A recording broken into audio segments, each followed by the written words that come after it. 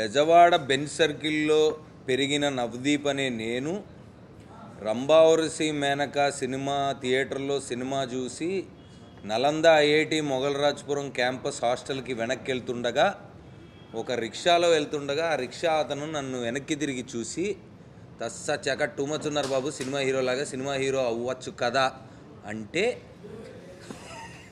మొదలైన నా థాట్, అంటే ఎందుకు వెళ్ళకూడదు మనం సినిమాల్లోకి వెళ్ళొచ్చా అన్న థాట్ అక్కడ మొదలైందండి. This was 2003. అప్పటి నుంచి 20 సంవత్సరాలుగా ఒక లీడ్ యాక్టర్గా చేస్తున్నాను, ఒక సపోర్టింగ్ రోల్గా చేశాను, విలన్ రోల్స్ చేశాను, అన్ని రకాల సినిమాలు, టీవీ సిరీస్లు, వెబ్ సిరీస్లు అన్నీ చేశానండి, చాలా చేశాను. కానీ ఈ 20 సంవత్సరాలుగా కొన్ని నాట్ సో గ్రేట్ ఫిల్మ్స్ కూడా చేశాను. అవన్నీ అయిపోగా లేదే కొంచెం గ్యాప్ వచ్చింది, గ్యాప్ ఇచ్చాను, వచ్చింది అండ్ కొంచెం మీనింగ్ఫుల్ సినిమా చేద్దాం, ఒక మీనింగ్ఫుల్ సినిమా చేద్దాం, చాలా రోజులు అయిందన్న తాపత్రయంలో నేను ఉండగా 2020లో ఈ కథ విన్నానండి. లవ్ మౌళి అనే సినిమా కథ విని అబ్బా ఇలాంటి సినిమా కోసం వెయిట్ చేస్తున్నానని నాకు అప్పటిదాకా తెలియదు. కథ విన్నాక నేను రియలైజ్ అయ్యి ఫీల్ అయ్యా, ఇదేనేమో నా రెండోసారి మన సినిమా కెరీర్లో అంటారు కదా సెకండ్ ఇన్నింగ్స్ అని. సో ఆ కథ విన్నప్పుడు అనిపించింది. అప్పటి నుంచి 2-3 ఇయర్స్, అంటే ఒక 1.5-2 ఇయర్స్ సినిమా స్టార్ట్ అవ్వలేదు. అవుతుంది అనుకున్నాం, అవ్వలేదు. సరే నా పని నేను చేసుకుంటా ఉన్నాను. ఈ సినిమా గురించి జుట్టు గడ్డం పెంచుతూ బాడీ పెంచుతూ ఆల్మోస్ట్ 2 ఇయర్స్ వెయిటింగ్లోనే ఉన్నాను.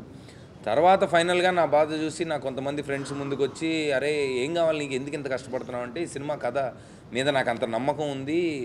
ఆ సినిమా కథ విన్నప్పుడు, ఆ మనిషి మా డైరెక్టర్ దగ్గర నుంచి విన్నప్పుడు నేను కొంత ఫీల్ అయ్యాను.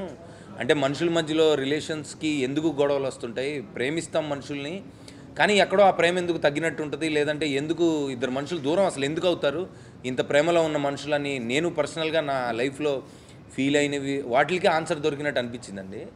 సో ఆ సినిమా కథ ఫైనల్గా మేము మా ఫ్రెండ్స్ అందరూ చేరి ఒక ప్రొడక్షన్ చేసి, ఎప్పుడూ అంటే మన ఇండియన్ ఫిల్మ్ హిస్టరీలో ఎప్పుడు జరగనట్టుగా మేఘాలయలో ఎవరు షూట్ చేయలేదండి. చాలా టఫ్ వెదర్ అది.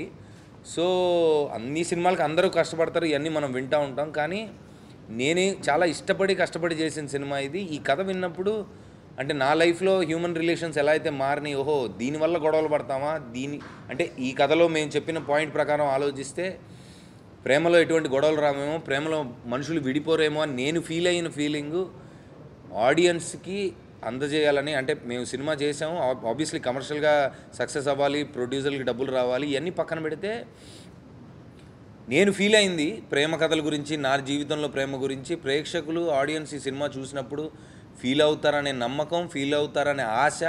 ఎందుకంటే చాలా సినిమాలు చూస్తారండి, అందరూ సినిమా మీద ప్రేమతో సినిమా చూస్తాం. మనం చెప్తూ ఉంటారు, రాజయువరాజులో వచ్చిన టాకే any film Telugu cinema final talk అని కూడా చెప్తూ ఉంటారు.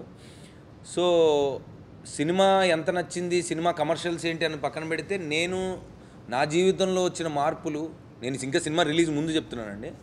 సో ఈ కథ అటువంటిది, ప్రేమ కథ అటువంటిది. సో ప్రేక్షకుల్లో నేను ఫీల్ అయిన వాటిల్లో అట్లీస్ట్ ఒక 30-40% ఫీల్ అయినా వీఆర్ సక్సెస్ఫుల్ అని నేను ఫీల్ అవుతానండి ఈ సినిమా గురించి.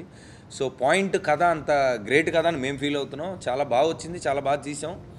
సో మ్యూజిక్ కూడా చాలా బాగుంది. అయితే ఈ కథ మామూలుగా సినిమా రిలీజ్ అయిపోయిన తర్వాత టూర్లకు వెళ్తూ ఉంటానండి. బట్ ఫస్ట్ టైం నేను థియేటర్స్కి ట్రైలర్ పట్టుకొని వెళ్తున్నాను. అండ్ నిన్నటి నుంచి మొన్న రిలీజ్ చేసాము హైదరాబాద్లో, దాని తర్వాత వైజాగ్, ఏలూరు, కాకినాడ, రాజమండ్రి అన్నీ తిరిగాను. ఇప్పుడు Vijayawada is the last stop.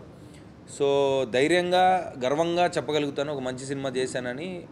నేను ఫీల్ అయింది మీరు అందరూ కూడా ఫీల్ అవుతారనే ఆశతో బెజవాడలో ఈ టూర్, అంటే ఫస్ట్ టూర్ లాస్ట్ స్టాప్ ఇది. ఈరోజు లేట్ అయినా సరే ఎట్టి పరిస్థితుల్లో బెజవాడ రావాల్సిందే, ఇక్కడ మిమ్మల్ని అందరినీ కలవాల్సిందే అని డిసైడ్ అయ్యాం. సో చాలా హోప్స్ మీద ఉన్నాం ఈ సినిమాతో, తప్పకుండా ఆదరిస్తారని కోరుకుంటున్నాను. Thank you so much. Love Mouli, love Vijayawada.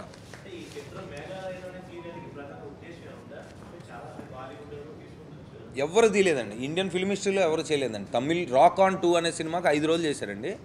తర్వాత ఏదో తమిళ సినిమాకు ఒక 5-6 రోజులు చేసి ఉంటారు. ఒక సాంగ్ వరకే తీయగలుగుతారండి. ఎందుకంటే ప్రపంచంలోనే అన్నిటికంటే అతి ఎక్కువ వర్షం పడే ప్రదేశం అది. అంటే సినిమాలకి వర్షం పడడం అనేది పెద్ద శాపం. ఎందుకంటే మేము తీయలేము ఏమి అక్కడికి వెళ్తే. రెయిన్ ఎఫెక్ట్ ఎలా తీస్తారని మీరు అడగచ్చు. దానికి వాన క్రియేట్ చేయాలి. ఏమవుతుందంటే వర్షం పడుతున్న ప్లేస్లో వెళ్ళి షూటింగ్ చేయాలనుకుంటే వర్షం పడే ఆగిపోద్ది, తర్వాత చేయలేము. అంటే వర్షం పడే లోపు 1 షాట్ 2 షాట్లు తీయగలుగుతాం. సో వర్షం కావాలనుకుంటే వర్షం ప్లేస్లోకి వెళ్ళొచ్చు, కానీ మొత్తం సినిమా అసలు ఎవరు తీయలేరండి అక్కడ. అంటే 5 నిమిషాలు వర్షం వస్తుంది, తర్వాత ఎండ వస్తుంది, తర్వాత మబ్బులు వస్తాయి, లైటింగ్ సరిగా ఉండదు. సో ఇవన్నీ దాటి వెయిట్ చేసి ఓపిక్గా లాక్డౌన్లోనే అక్కడ లాక్డౌన్ అయ్యి మరీ షూట్ చేసాం. 120 days ఉండి 75 days షూట్ చేయగలిగాం మేము. అంటే మీరు వెయిటింగ్ రోజులు ఎన్ని ఉంటాయి మీరు గమనించవచ్చు. సో అంటే మేఘాలయాని ఎంచుకోవడానికి కారణం ఏంటంటే, ఈ మౌళి అనే క్యారెక్టర్ని బేసికలీ వాళ్ళ అమ్మ నాన్న వదిలేస్తే వాళ్ళ తాత దగ్గర ఒక్కడే పెరుగుతాడు.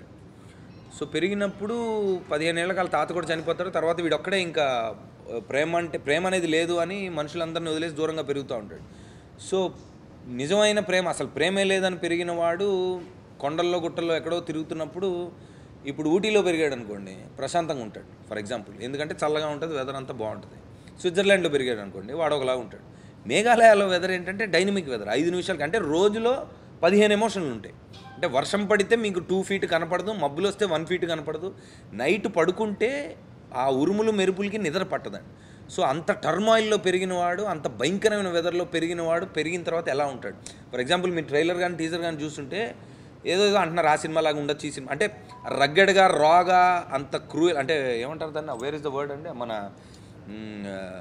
అదేదో వర్డ్ వాడారు నిన్న, క్రూరత్వం కాదు, అంటే వైల్డ్గా ఉన్నాడు, వైల్డ్ యానిమల్ లాగా ఉన్నాడు. ఎందుకు అంటే మనం ఇంతకుముందు కొన్ని సినిమాలు చూసాము, అంటే ఆ క్యారెక్టర్ అట్లా అని డిసైడ్ అయ్యి చేసిన క్యారెక్టర్లు చాలా ఉన్నాయి. అంటే డైరెక్టర్ ఫర్ ఎగ్జాంపుల్ నా క్యారెక్టర్, నా హీరో వైల్డ్గా ఉండాలి అని పెట్టి మనల్ని నమ్మించి మనం బాగా చూసిన సినిమాలు కూడా ఉన్నాయి.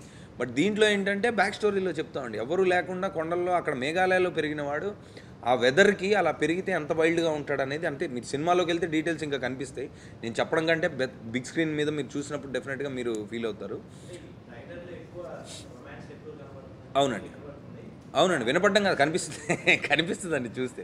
సో అంటే అదేనండి, ప్రేమ లేదు అని దూరంగా మనుషులకి దూరంగా పెరుగుతున్న వాడికి ఒక మ్యాజిక్ జరిగి జీవితంలో వాడి లైఫ్లోకి ట్రూ లవ్ వస్తే అది వాడు నిలబెట్టుకుంటాడా లేదా, అసలు వాడికి అర్థమవుతుందా లేదా, ఆ క్యారెక్టర్ ఎలా మారింది, అంత వైల్డ్ క్యారెక్టర్ అనేది సినిమా. సో డెఫినెట్గా రొమాన్స్ ఉంటుంది, అన్ని సినిమాలలాగే ఉంటుంది, అన్ని సినిమాల కంటే ఎక్కువే ఉంటుంది, ఎందుకంటే అందరికీ ఒకటే సెన్సర్ బోర్డు కాబట్టి.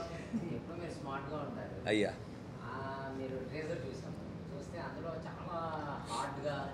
అదే వైల్డ్గా, కరెక్ట్.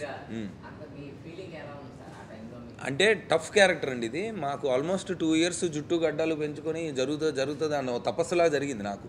చాలా సినిమాలు వేరే కూడా ఈ టైంలో వదిలే, దీని తర్వాతే మా హీరోలకి అంటే యాక్టర్లకి సినిమా వాళ్ళకి అది పిచ్చి ఉంటుందండి. ఒక కథ పట్టుకుంటే ఆ కథ అంత చూసేదాకా మాకు నిద్ర పట్టదు. అంటే ప్లస్ నా సిచ్యువేషన్లో ఉన్నవాడికి, అంటే చాలా రోజుల నుంచి సోలో సినిమాలు చేయలేదు, ప్లస్ ఓకే అందరూ బయటికి వెళ్ళినప్పుడు కానీ ప్రేక్షకులు కానీ మీడియా నుంచి కానీ ఎప్పుడు నీకు టాలెంట్ ఉంది, ఓకే పర్లేదు నువ్వు పనికొస్తావు సినిమాలకు, కానీ సరైన సినిమా పడలేదు అనేది నాకు కూడా వినిపిస్తూ ఉంటుంది. అది విని నాకే ఏంటి పరిస్థితి అని ఉన్న టైంలో నాకు ఇలాంటి కథ రావడం, నేను ఎక్కువ ఫీల్ అవడం, దాని మీద ఆల్మోస్ట్ 3 years దాటి వర్క్ చేశాను. So it's definitely wild character. నేను చూసినప్పుడు, నేను చేసినప్పుడు నేను అంత ఫీల్ అయి చేశాను. అది అంటే చిన్న టీజర్ ట్రైలర్ బయటికి వెళ్ళినప్పుడు కూడా ప్రేక్షకులు కూడా అది అనిపిస్తుందని నేను అనుకుంటున్నాను.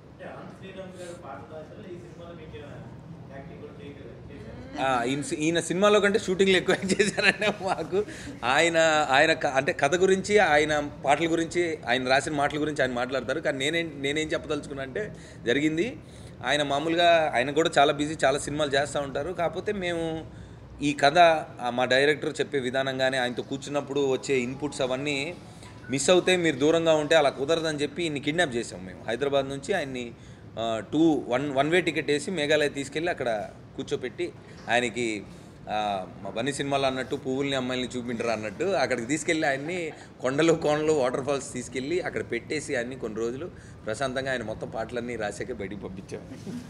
థ్యాంక్ యూ అండి once again for all your support.